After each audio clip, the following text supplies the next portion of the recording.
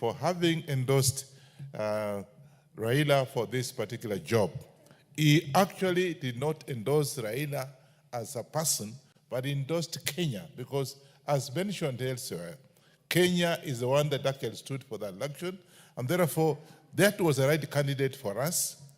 And I want to say this, we actually as a country, we did very well because the first round, we won this.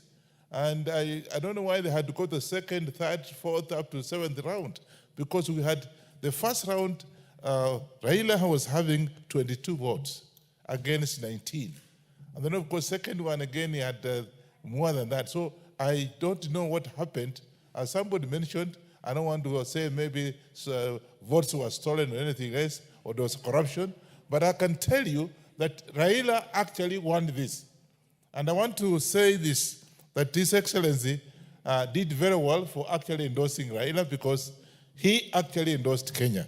Secondly, had Raila not actually accepted as a statesman after saying he has lost, you know, they would have suspended.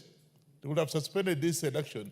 And I can tell you, because most people are saying it would have been very expensive for this country because we spend so much money. People going there, some of them went on their own. Others, of course, used our taxes for going.